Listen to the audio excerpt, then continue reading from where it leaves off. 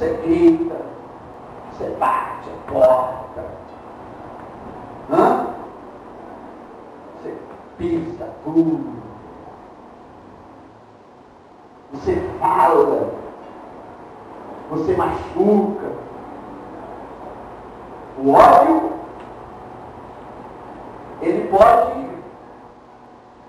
ser uma emoção muito menor que o medo por causa disso. O medo, ele fica aqui dentro. E ele vai te correndo. Ele vai te paralisando. Ele vai fazendo a sua vida ficar inerte. Ele vai provocando em você outros sentimentos. Daqui a pouco você está apagado, envolvido, amarrado, engessado, impossibilitado, porque o medo, ele faz isso. E não tem como você extravasar o medo. Por isso que eu acho que o medo é mais forte do que o ódio.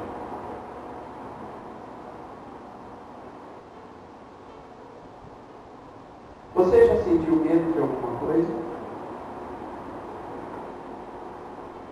Quando você era criança pequena lá em Barbacena, você tinha medo de quê? Do escuro?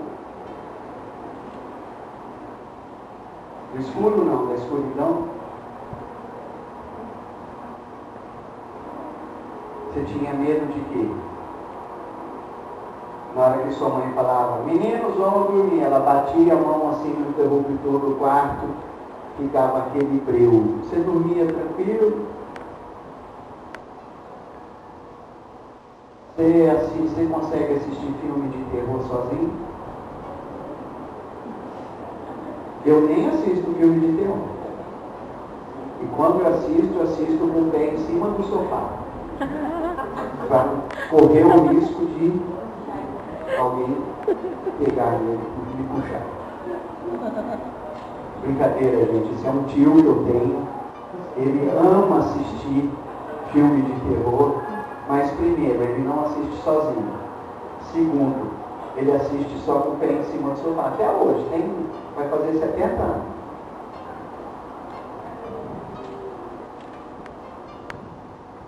Tem esses medos, não é? Tem outros medos, à medida que a gente vai ficando maduro, à medida que a vida avança, outros medos vão aparecendo, né? E um dos piores medos que o ser humano tem não é de morrer, não é de contrair um câncer ou de ficar doente, não é de andar de avião. Você sabe qual que é o maior medo do ser humano? É não ser amado. Esse é o maior medo que o ser humano tem. É o de não ser amado. Por causa disso, muitas coisas nesse mundo são feitas, são produzidas de mal, porque as pessoas, elas não se sentem amadas e desenvolvem uma patologia, uma enfermidade na alma que é uma coisa horrorosa. Por isso que Paulo sempre ora. Ele fala, olha, por esta causa me ponho de joelhos diante do Pai.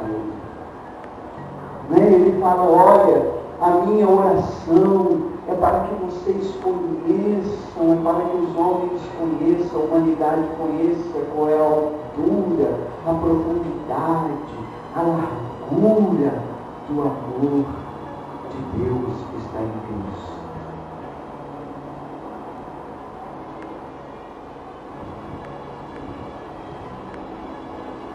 O contrário do medo não é coragem.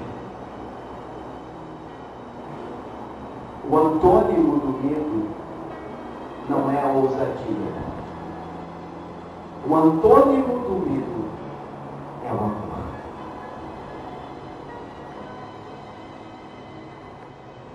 Mas como que a gente vê o medo nas Escrituras? Primeira vez que aparece o medo no ser humano, está registrado lá em Gênesis, foi quando Adão e Eva, depois que erraram, que pecaram, eles não comparecem àquele encontro de todos os dias com Deus. Tinha um lugar, tinha um horário, e Deus ia lá todo dia para conversar com Adão. E os dois batiam os maiores papos, né? Ao entardecer, ao cair do dia, todo dia eles tinham um papo gostoso. Eles tinham um relacionamento gostoso. Depois que Adão pecou, ele não compareceu a esse encontro. Só Deus. Deus chegou lá, na hora, no lugar que eles estavam acostumados a conversar. Adão no meio. Aí Deus sai gritando pela mata fora, entre os arbustos, entre as fruteiras, entre as flores, entre os animais, entre toda aquela natureza acabada de ser criada. Só se escutava a voz de Deus dizendo assim: Adão, onde estás? Onde estás? Você sabe de que Deus sabia onde que Adão estava. Certo? Ele sabia. Deus não estava brincando de esconde-esconde com Adão. De pique 1, 2, 3. Mas essa pergunta é aquela pergunta que faz a gente refletir qual é a razão da nossa fuga, qual é a razão do nosso desencontro com o Criador, qual é a razão da nossa desconexão com o nosso Criador. Deus sai procurando Adão, procurando entre aspas, né? E perguntando: Adão, onde que você está? Aí Adão, escondidinho, achava que podia, né? Achava que podia. Encontrou uma moitinha lá. Adão, por que você se escondeu? Aí Adão pergunta assim: porque eu tive medo. Porque eu tive medo, eu me escondi.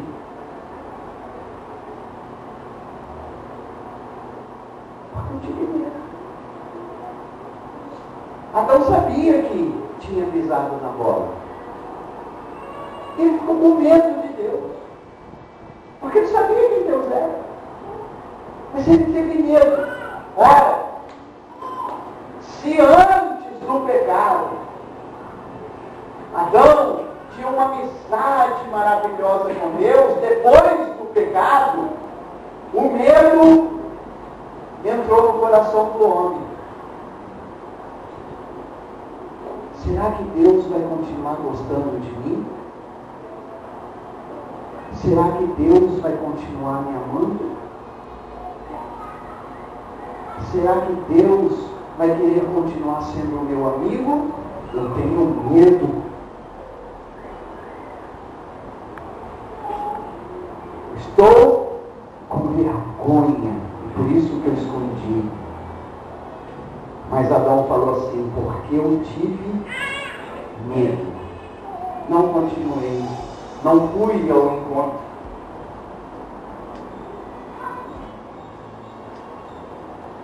Aí começou.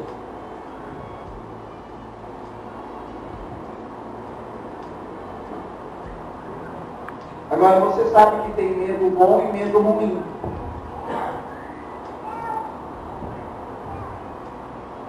Mas a gente está falando do medo ruim. Quando que ter medo é bom? Vamos lá, bota a cuca para funcionar. Quando que ter medo é bom?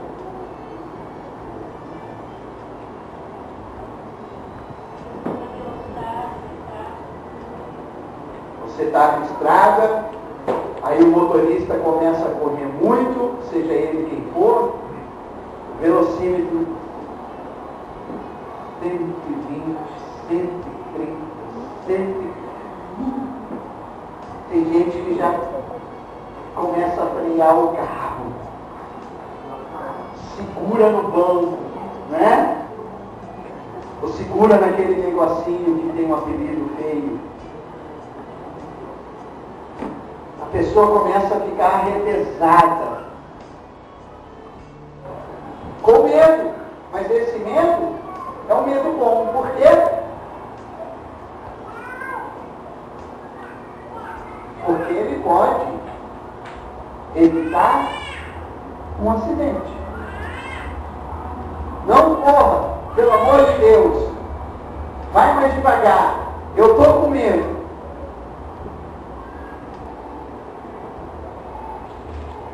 Uma vez meu pai foi com meu primo de Anápolis para Brasília. Meu primo, naquela época, estava num Apollo, um carro Apollo. Acho que era da Volks, né? Novinho. E meu pai, dentro do carro, aquela estrada maravilhosa, aquele tapetão assim, E meu primo, Granjinha,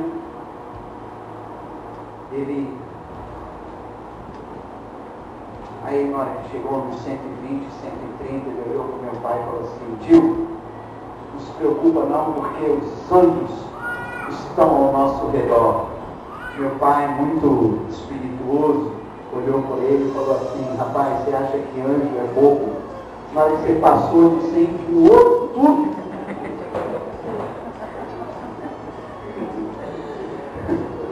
Voou tudo. Maneira aí, cara, maneira aí. Tem hora que o medo é bom. Você está na roça. Eu amo ir na roça quando tem lua cheia. Mas não tem nada a ver com lobisomem, viu, Ana Mídia? Eu não tenho nada a ver com aquela turma do seriado lá, tá? Que a Fernandinha gosta. Como é que chama? Aquele seriado lá? Dos lobisomens? Crepúsculo. Não é nada disso. Eu gosto de andar na roça de lua cheia. Você não precisa de lanterna, você não precisa de vela, você não precisa de nada. É uma delícia. Principalmente se está com calor, né? Aí cruza uma cobra no meio. Aí você fala: que nada. É ruim. Você olha a cobra assim, pode ser até aquela cobra inofensiva, aquela de cipó.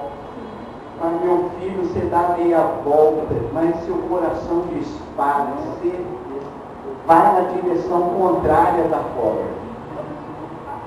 E ó, perna para que te quero. Esse medo não é bom?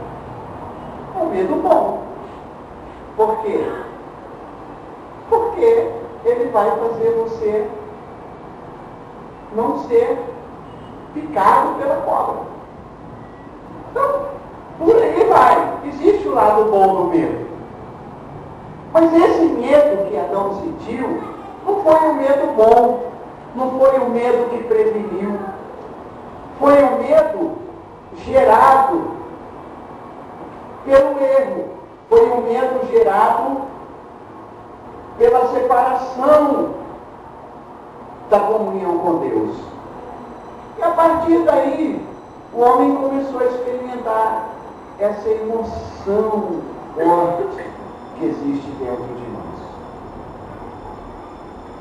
No Salmo que nós lemos, o salmista ele faz algumas afirmações sobre Deus. Primeiro ele fala, o Senhor é a minha luz. Depois ele fala, o Senhor é a minha salvação. Se o Senhor é a minha luz, se o Senhor é a minha salvação, de quem terei medo?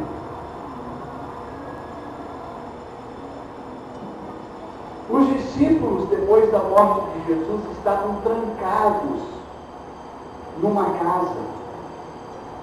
E o texto lá de João, capítulo 20 ou 21, não me recordo, falam que eles estavam trancadas, que eles estavam dentro da casa, com as portas trancadas, porque eles estavam com medo dos judeus. Tipo assim, se os caras que pegaram Jesus reconhecerem a gente, pode ser que eles queiram fazer a mesma coisa conosco. Então, depois que Jesus morreu, eles ficaram trancados, com as portas fechadas, por causa do medo. Interessante que Jesus tinha dado ordem para eles evangelizarem o mundo.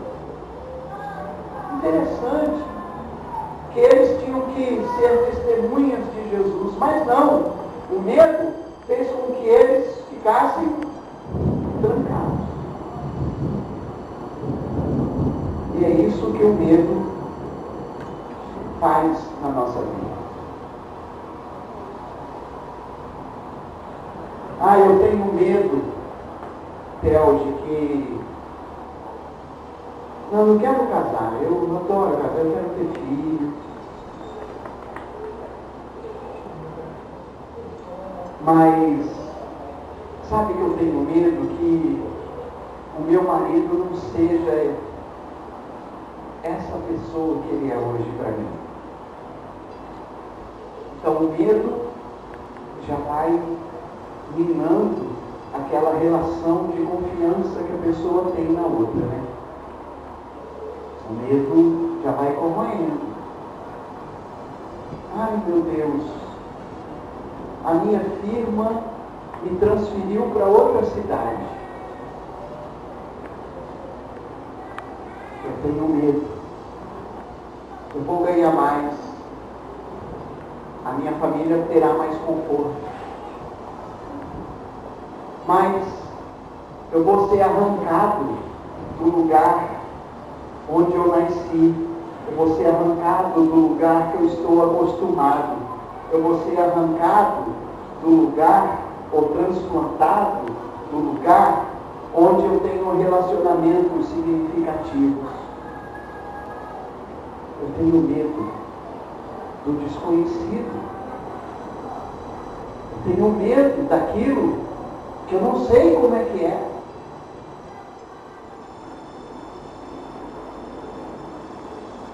Eu tenho medo de uma situação que eu nunca vivi. Nós temos medo.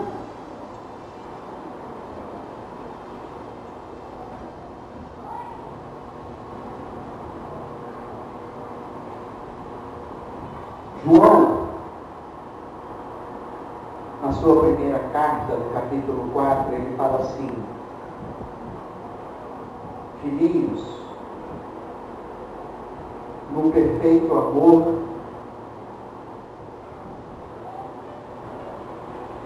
não há lugar para o medo. Ou seja, o amor lança fora o medo. É como se João estivesse nos prevenindo assim. Depois de falar que Deus é amor, depois de falar das características do amor de Deus e daqueles que creem nesse amor, João, ele vai falar assim para a gente: olha, filhinhos, não existe espaço para o medo e para o amor no mesmo coração.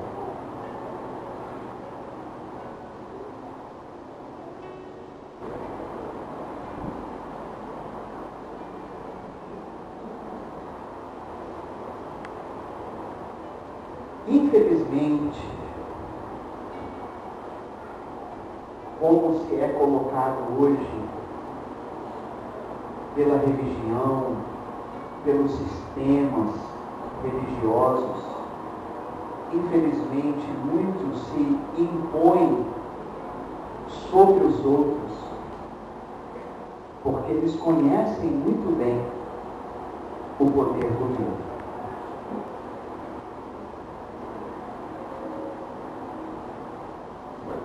Quer ver uma coisa?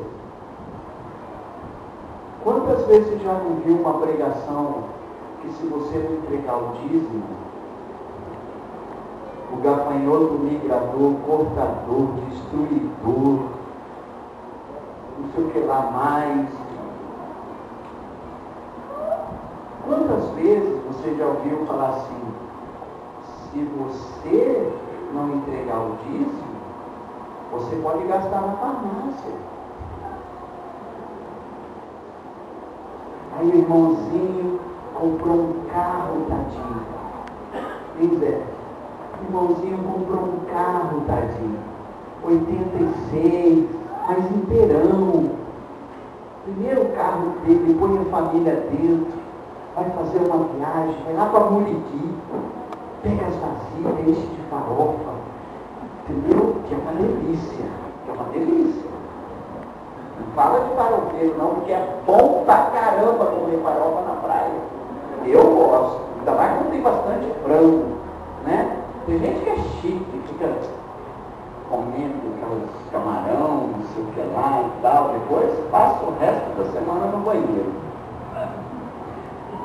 A Adriana faz um sanduíche natural, bem embrulha naquele papel alumínio, né, e tal, e a gente leva a nossa cerveja, a nossa Coca-Cola para os meninos também, põe no geladinho, né?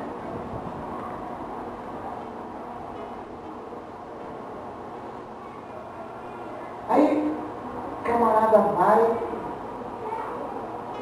na volta, o motor de fumaceia, tudo. Só fumaça para todo lado, pega o extintor. Entendeu? Aí vai chegar aí, vai contar para o pastor, vai contar para o líder dele. Aí o líder dele fala assim: meu irmão, estou vendo aqui no seu cartão de dízimo que o irmão não entregou o dízimo mês passado. É por isso. Fácil de explicar, né? Então, pastor, o senhor fala contra o dízimo, o senhor é louco? Não, eu não sou louco, eu sou lúcido. Porque Jesus é contra o dízimo? Não. Jesus é contra a falta de generosidade. Jesus não é contra o dízimo.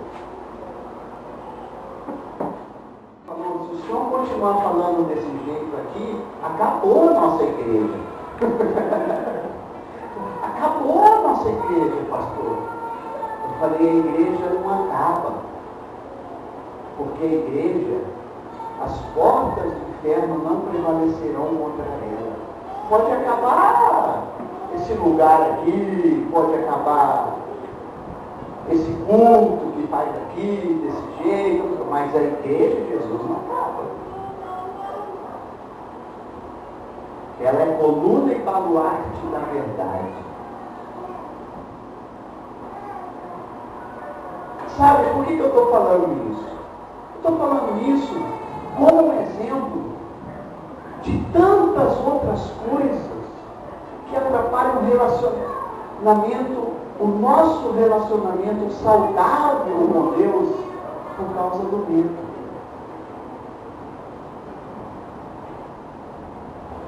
A gente podia ter um relacionamento maravilhoso, melhor, muito mais saudável, mas às vezes o medo atrapalha tudo. E por que nós temos medo? Porque de fato. Porque como 2 e 2 são 4,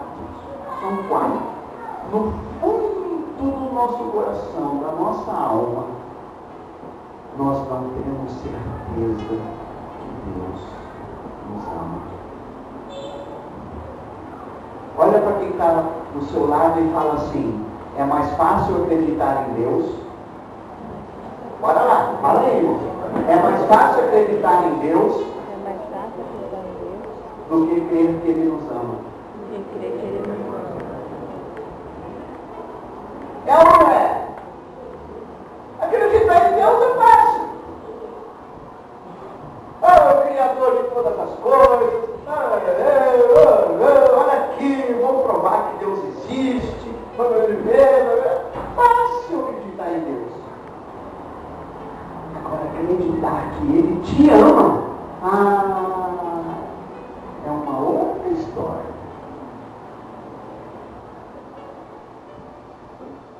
É ou não é verdade? Eu estou falando bobagem? Vou fazer igual da Atena.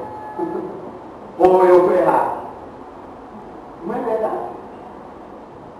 Se a gente acreditar que Deus nos ama, como Ele diz que nos ama, não há lugar para o medo na nossa vida. Não há lugar para amarra. Não há lugar para algema. Não há lugar para escravidão. Em circunstância alguma. Se o Senhor é a minha luz, se o Senhor é a minha salvação, a quem temerei? Quem? Quem é capaz de colocar medo em mim?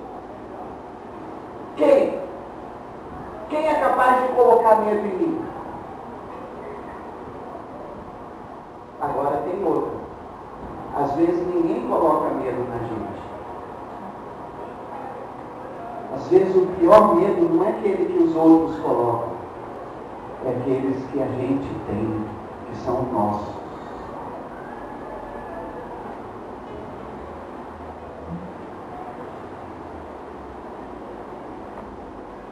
Josi um dia foi montar um salão, né?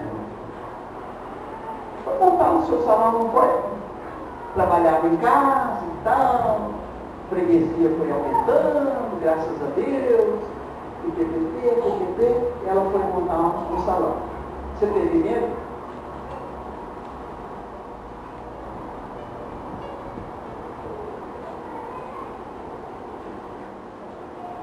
Medo de quê, Josi?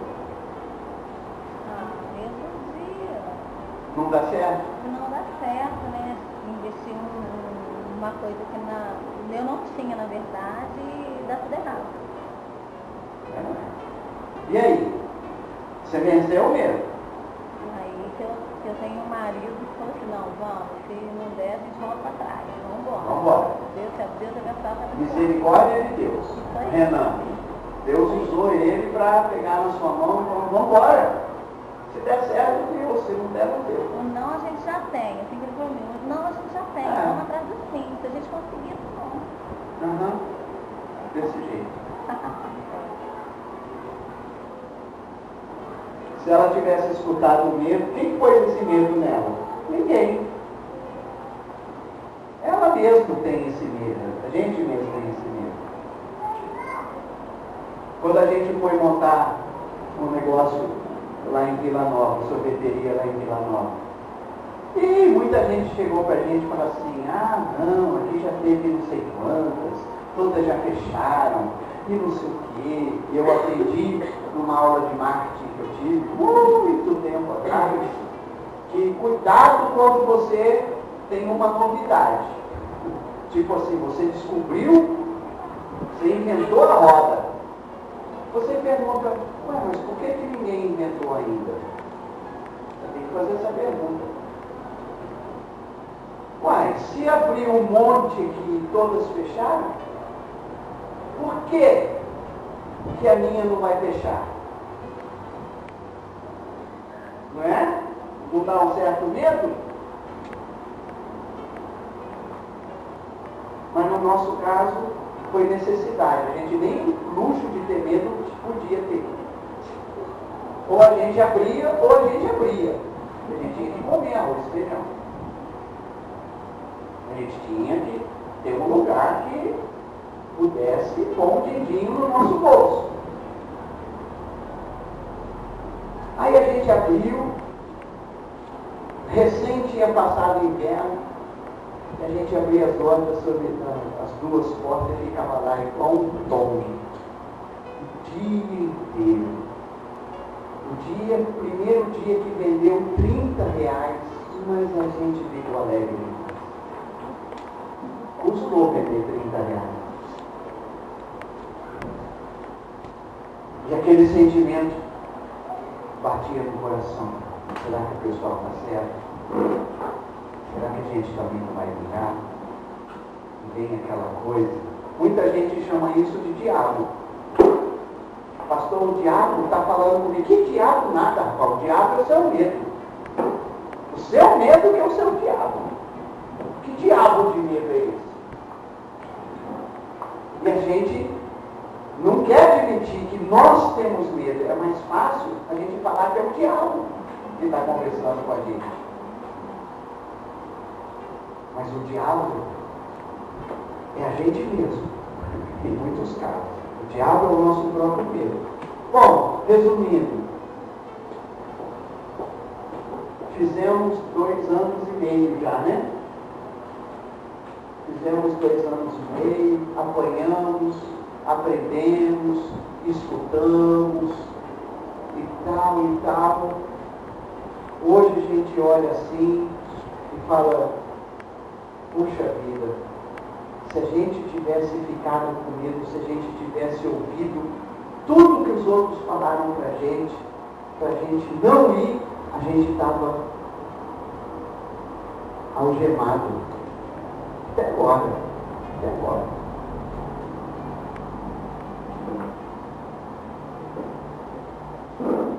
Amém? Você tem medo de quê?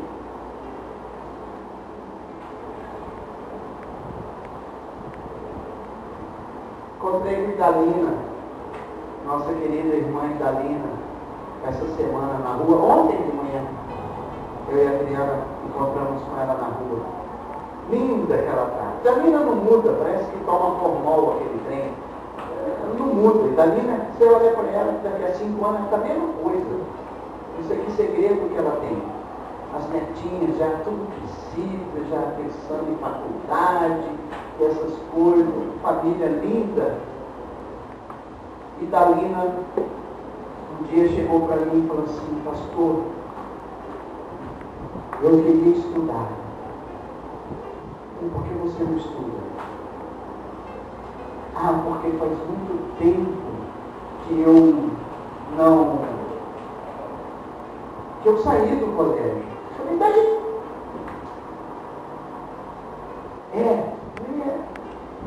Ah, será que vai dar certo? Eu falei, vai.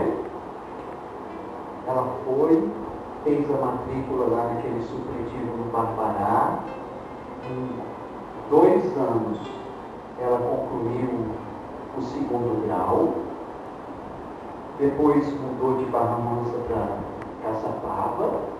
Fez curso de inglês, 4 anos, aliás, de espanhol. E mais outro curso lá que eu não sei, eu não lembro agora.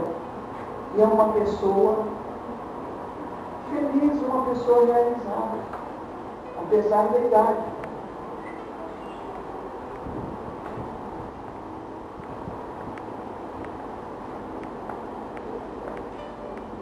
Deixa eu te dar uma dica. Quando você tem medo de uma coisa, é porque você desconhece aquela coisa. Procura conhecer. Por que tem muita gente com medo, que tem medo de Deus? Porque não conhece Deus. Por que tem muita gente se deixando escravizar-se pelos outros em nome de Jesus? E a escravidão é em nome de Jesus. Eu meto medo em você porque você tem que me obedecer. eu meto medo em você porque eu tenho que te controlar. Então, meu irmão, cuidado, não toqueis nos ungidos de Deus. E vem aquela conversa mole. Porque está escrito, quem tocar no meu ungido vai se ver comigo. E aí já vem o medo. E a gente teve uma senhora que trabalhou conosco durante algum tempo, tadinha. Ela pelava de medo de Deus. Eu falei, mas deixa de ser boba, Deus te ama.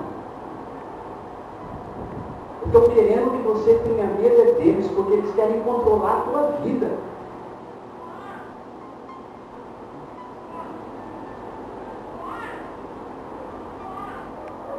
A irmã cortou o cabelo. A irmã rapou a perna. A irmã, e cuidado, e não sei o quê. Meu Deus do céu. E aí, conforme a gente pode aprender de Jesus que disse assim, conhecereis a verdade, e a verdade os libertará. Aí vem nosso irmão João e fala assim, o perfeito amor lança fora o medo.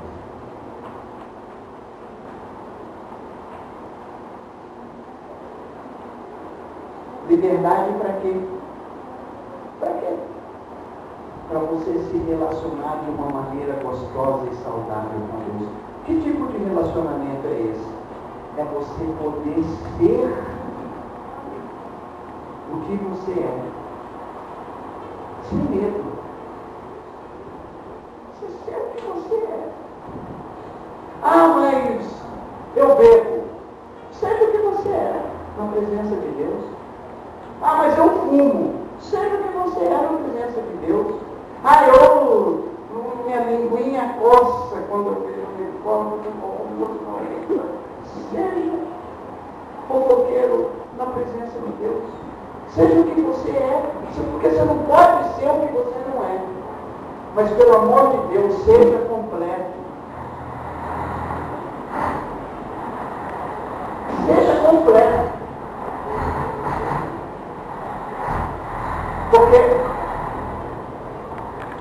o que acontece? Quando a gente tem medo de Deus, nós vamos desenvolvendo uma vida de performance e não de verdade. Eu tive medo e me escondi. Bota a cara, Adão. Bota a cara, parece com o seu carão. Fala, Deus, eu desobedeci o Senhor, eu não dei conta, eu não consegui evitar aquela serpente miserável, desgraçada, aquela que falou que meus olhos iam se abrir e eu ia ter o mesmo conhecimento que o Senhor tem.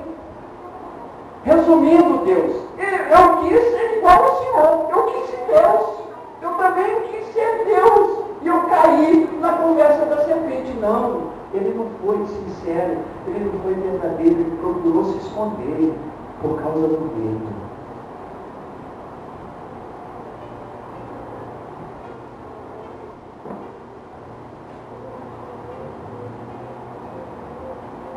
E a gente fica assim. Às vezes o Espírito Santo me visita e fala, rapaz,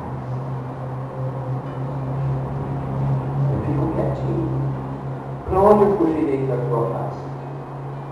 Se subo aos céus, lá está. Se eu faço minha cama no mais profundo abismo, lá está ele também. Se eu ganho asas e tento voar para longe, o Senhor também vai estar lá. Para onde que eu vou? Que o Senhor não esteja. Você tem certeza que Deus te ama?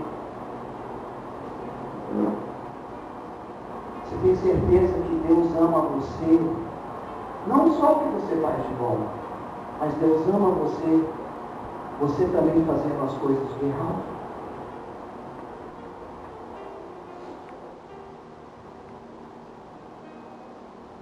Deus continua amando você. Esse é o amor que liberta. E esse é o amor que nos transforma. Aí nasce a verdadeira santidade. Aí nasce a verdadeira santificação. Porque eu começo a me relacionar com Deus e fazer a sua vontade, não porque eu tenho medo que Ele despeje a sua raiva, a sua ira sobre mim. Não. É porque antes de qualquer coisa, eu sei que Ele vai continuar me amando. E esse amor é que vai me transformar. Porque Ele me amou primeiro, eu também posso amar. Ele resolveu me amar. Aí o perfeito amor lança fora o medo. Amém? Essa liberdade.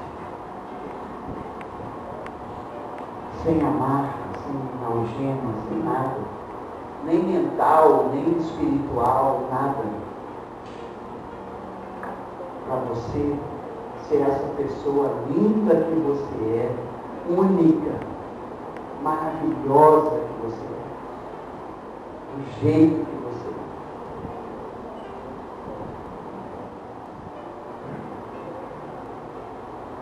Quer repetir comigo? Acreditar em Deus é fácil. Acreditar em Deus é fácil. Difícil acreditar que Ele me ama.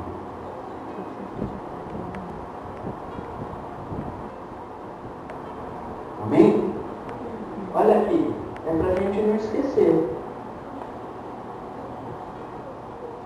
Quando Jesus chegou para os discípulos, falou: olha, vocês vão fazer isso em memória de mim. O Deus que se reparte. O Deus que se doa. O Deus que se dispôs a ser furado. Sabe por quê? Porque me ama.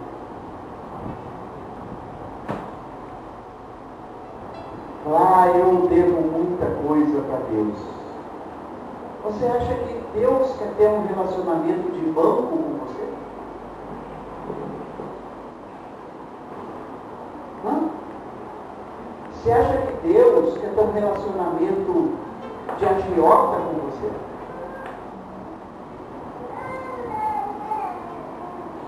Coitado de mim, coitado de você. Se Deus resolvesse se relacionar conosco por esse caminho de toma lá da cá.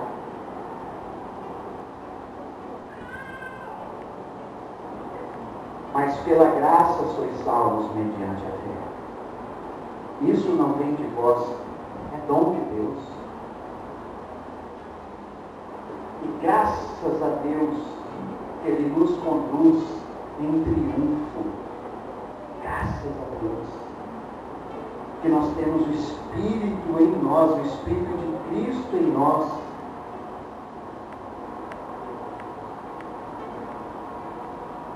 Aí Paulo fala assim, olha, para aqueles que acham que não podem se relacionar com Deus porque acham que devem muito a Deus, eu queria dizer para vocês que todo escrito de dívida que constava contra você, Ele encravou na cruz.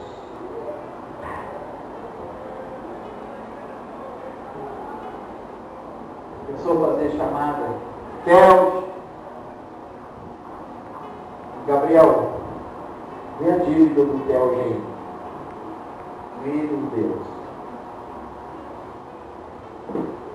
Daqui vai em saudade. Uma folha contínua, assim, ia ser pouco. Você já viu na televisão? Quando os repórteres às vezes puxam a ficha do indivíduo na delegacia, dá uns 3, 4 metros. Só de lei que o cara não procurado por causa daquelas coisas. Você sabe o que Jesus fez? E aí, Deus, como é que você vai pagar? Você quer ter paz? Você quer ter vida eterna? Você quer andar comigo? E aí, fala aí. Como é que você vai pagar? Meu Deus. Meu irmão, vou te dar uma boa notícia.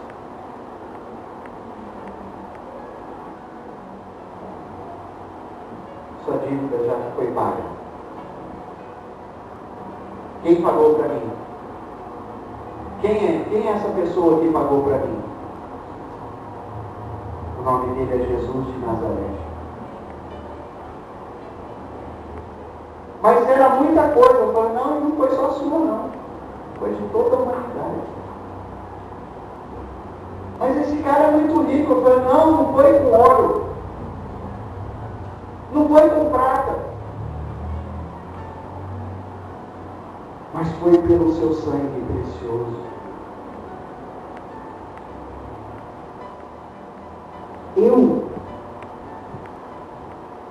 Alguém me ama a esse ponto? Ama. O nome dele é Jesus.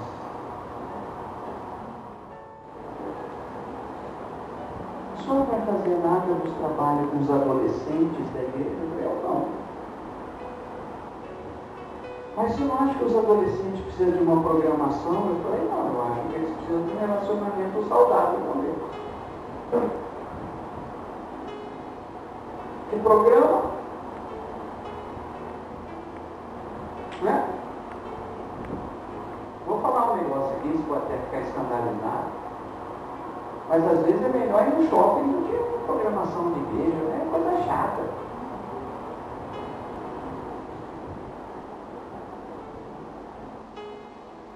Às vezes é bom você comer um Big Mac, um Big Bob, uma batata frita. E sabe esse negócio que dá vontade de vomitar?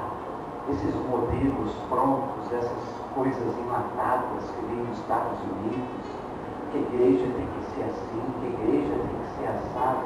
Sabe como que a igreja tem que ser? A igreja tem que ser livre. Cada um de nós temos que andar em amor com o nosso Deus e uns com os outros. É assim que nós temos que ser. Se é sábado, se é domingo, se é terça, se é quarta, se é aqui ou na sua casa, ou no seu trabalho, não importa. Entendeu? Então, o relacionamento saudável com Deus vem desse conhecimento. Eu sei o que Deus fez por mim. Eu sei que Ele me libertou.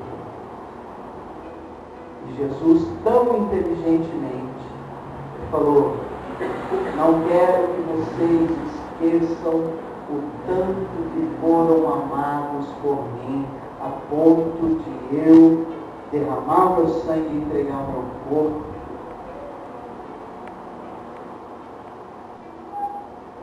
Por causa da dívida que vocês tinham. Agora vocês não devem mais nada, eu paguei. Está consumado, está pago. É a ceia, meus irmãos. É o testemunho. Cada vez que a gente pega o cálice, cada vez que a gente come o pão, isso é um testemunho, isso é uma mensagem de que eu creio que Ele me ama. Por isso, que Ele pode fazer o homem, que Ele pode fazer alguém. Se Deus resolveu me amar, quem que pode fazer alguma coisa comigo? Que medo pode me paralisar? Amém? Rominho, me ajuda aqui, querido.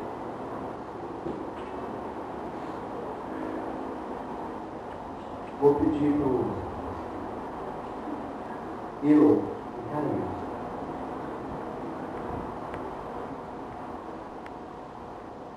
Para a senhorita. Sério? não sei não.